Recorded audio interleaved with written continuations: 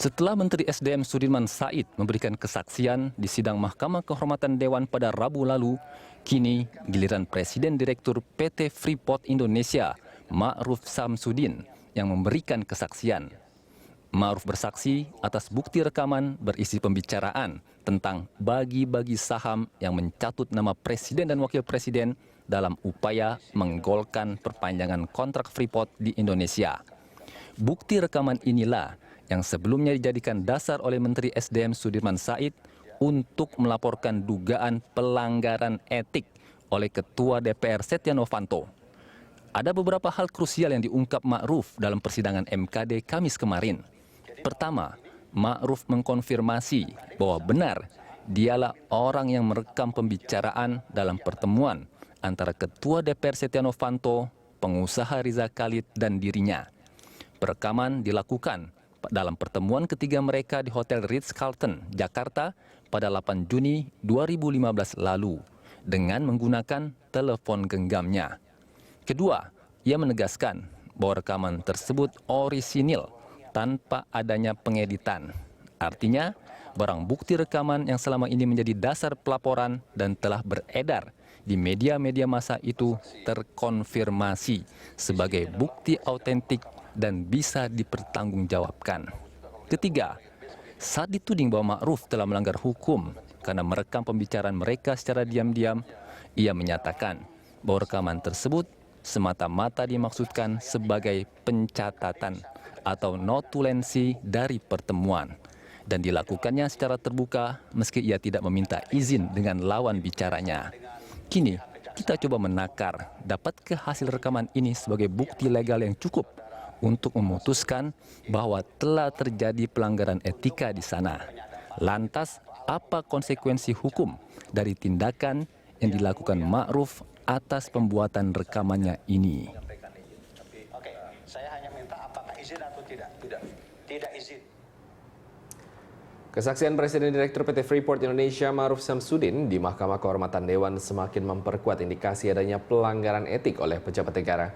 Ma'ruf sebagai salah satu orang yang berbicara di dalam alat bukti rekaman yang dilaporkan justru semakin memperkuat kesaksian Menteri SDM Sudirman Said. Dan pemirsa, pagi ini kita akan mencoba menakar apakah alat bukti kesaksian Ma'ruf kemarin sudah dinilai cukup untuk menyatakan telah terjadi pelanggaran etik dalam pembicaraan membahas rencana perpanjangan kontrak PT Freeport yang melibatkan Ketua DPR Setia Novanto. Dan pemirsa, untuk membahas hal ini, kini telah hadir di studio pakar hukum pidana Bapak Jamin Ginting. Kami juga mengundang Anda untuk memberikan pendapat atau opini lewat SMS di 0811-833-5551 atau boleh melalui pesan telepon di nomor 021-52900-308 atau 021-52900-311. Pak Jamin Ginting, selamat pagi. Selamat datang di Berita 1 TV. Terima kasih. Kita tahu seperti apa kemarin di Mahkamah Kehormatan Dewan di MKD. Ya. Apakah menurut Anda alat bukti rekaman yang disampaikan oleh Ma'ruf itu sudah sejauh mana tingkat ke autentik? Ya, kita lihat pertama sekali waktu Menteri SDM datang itu mengatakan pertama kali pembukaan itu sebenarnya durasinya cuma sekitar antara 11 menit ya. Lalu diperdengarkan pada sidang pertama etik, lalu berdurasi antara kurang lebih 1 jam lebih. Dan kemarin Pak Ma'ruf menerangkan bahwasannya benar apa yang disampaikan oleh Pak Menteri SDM itu mengatakan itu adalah yang benar, artinya yang dibuka di dalam persidangan. Jadi kita akan melihat bahwasannya dua konfirmasi saksi yang menerangkan kalau sebenarnya bukti pembicaraan, rekaman pembicaraan itu adalah yang benar yang kemarin yang diperdengarkan di sidang kode etik di MKD. Ini membuktikan bahwasannya validasi daripada rekaman tersebut. Nah, sekarang pertanyaannya adalah dari mana dapat rekaman tersebut? Apakah rekaman tersebut dari handphone? Apakah rekaman tersebut dari rekaman khusus untuk merekam? Kemarin sudah terkonfirmasi lagi bahwasanya rekaman itu adalah dari handphone Pak Ma'ruf Samsudin. Ya. Dia mengatakan saya merekam. Untuk apa direkam? Untuk kepentingan pribadinya. Kenapa? Kok melalui rekaman? Karena pada saat itu Pak Setnov dan Pak Rizal nggak mau ada orang lain. Nah, jadi hanya bertiga. Jadi waktu itu Pak Ma'ruf bilang, kalau saya sendiri, apa rekaman buat kuat bagi saya untuk membuktikan kalau nanti pembicaraan saya benar atau tidak. Sedangkan mereka ada berdua, ada Pak Setnov, ada Pak Rijal. Mereka sama-sama bisa mengkonfirmasi di antara mereka kalau mereka yang mana yang benar. Tapi kalau saya kan tidak bisa. Makanya saya bawalah itu menurut keterangan Pak Ma'ruf. Jadi menurut saya, sebenarnya kalau kita mencari otentisitas daripada suatu rekaman, awalnya dari mana? Tentu kita perlu ahli seorang teknologi di bidang IT untuk menentukan pertama sekali. Tapi kalau rekaman, Pak, di mana saja ditempatkan itu sama. Contohnya kita tempatkan di komputer, di USB, dimanapun itu kita tempatkan, pasti durasinya sama. Nah kalau kita tanya yang mana yang asli, itu tidak menjadi masalah. Yang bermasalah adalah apakah rekaman itu benar-benar terjadi atau tidak terjadi. Nah itu yang paling penting. Nah ini kan masalahnya peradilan etik. Yang diadili bukan autentisitas daripada rekaman, tetapi apakah rekaman itu ada dan seorang ketua DPR hadir di situ membawa seorang pengusaha, dan pengusaha tersebut punya kepentingan untuk Freeport karena akan perpanjangan kontrak dan ada negosiasi yang sebenarnya bukan kewenangan daripada seorang ketua DPR, tetapi kewenangan eksekutif begitu. Nah inilah yang dianggap sebagai pelanggaran kode etik, menawarkan sesuatu yang bukan karena kapasitas dan kedudukannya dan membawa orang lain untuk menegosiasikan sesuatu kontrak Freeport yang notabene sudah disuspend dulu oleh presiden dan itu kewenangannya harus presiden bukan DPR.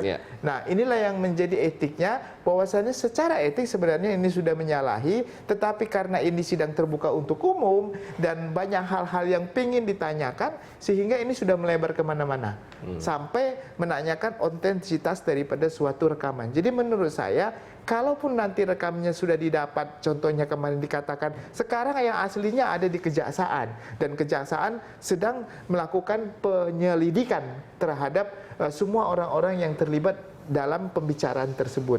Saya kira kalau itu yang menjadi dasar bahwa rekam itu di kejaksaan, sangat gampang bagi anggota DPR untuk meminta untuk dihadirkan dalam pengadilan kode etik. Itu gampang sekali karena mereka mempunyai kewenangan. Itu kan di Komisi 3 ataupun untuk kepentingan pengadilan kode etik mereka bisa menyurati Jaksa Agung untuk mengirimkan alat bukti yang dianggap sebagai originalitas daripada pembicaraan tersebut. Oke, tapi dengan ada pengakuan bahwa ini memang direkam dari utuh, tidak ada editan segala macam, apakah itu sebetulnya sudah cukup atau memang perlu menghadirkan bukti rekaman otentik yang katanya ada di kejaksaan? Kalau kapasitasnya adalah kode etik, ya, kapasitasnya adalah pengadilan etik, itu kan masalah code of etik, ya, bukan code of conduct, bukan perilaku, tetapi adalah code of etik, etik yang memang ada dalam seorang yang memiliki jabatan ketua DPR. Kalau hanya untuk code of etik, saya rasa kita nggak usah terlalu bersusah payah mencari seorang ahli di bidang IT untuk membuktikan, loh ini yang adalah yang original, ini enggak. Sehingga kemarin saya agak tersenyum juga begitu ya, seorang salah satu wakil ketua MKD Pak Junimat Girsang menyatakan kita harus membuktikan yang mana original. Sebelum bisa dibuktikan yang mana original, ini nanti pembuktiannya lemah. Waduh, saya bilang ini pembuktian di pengadilan pidana atau etik? Ini etik lebih tinggi dari substansi pidananya begitu atau substansi hukumnya. Ini masalah moralitas. Jadi moralitas itu kalau seorang sudah memberikan kesaksian, kalau memang seorang ketua DPR hadir di situ yang bukan dalam kapasitasnya, lalu dia menawarkan sesuatu dan mengajak seorang pengusaha, satu orang pengusaha loh. Karena kalau untuk tender aja kita perlu beberapa pengusaha. Ini berarti kan sudah jelas dia ingin melobi untuk memenangkan satu pengusaha ini tanpa tender. Nah ini kan bahaya begitu. Itu aja sudah nyata-nyata bahwasannya sudah ada terjadi pelanggaran etik. Jadi jangan lagi kita membiaskan permasalahan menjadi masalah hukum, karena pengadilan ini bukan pengadilan hukum, pidana dan perdata, tapi ini pengadilan etik gitu loh. Yang diperiksa di situ. Jadi cukup dengan bukti bahwasanya pelanggaran etik yang sudah diatur dalam MKD, sudah saya rasa tidak perlu lagi diterobos macam-macam. Saya nggak tahu, mungkin punya kepentingan masing-masing, karena bisa saja contohnya di dalam dalam peradilan ini nanti semua pembicaraan yang direkam, semua pembicaraan yang disaksikan ini bisa saja menjadi alat bukti untuk kasus yang berbeda. Contohnya di kasus pidana. Jadi saya kira ada memang ada sesuatu upaya-upaya daripada anggota dewan untuk membuka ini semua secara gamblang walaupun itu tidak ada relevansinya dengan kode etik. Bahkan bisa kita lihat beberapa anggota majelis bertanya sampai limbahnya mau dibuang kemana, karyawannya pernah di PHK, bagaimana pempegang. Sebenarnya kan sudah terlalu membiaskan itu ya. Tapi itulah realita yang kita lihat di persidangan peradilan etik itu ya. Baik, nah sudah ada penelpon yang akan bergabung dengan kita, tapi sebelum kita jeda dulu, kami akan segera kembali setelah jeda berikut. Tetaplah bersama kami.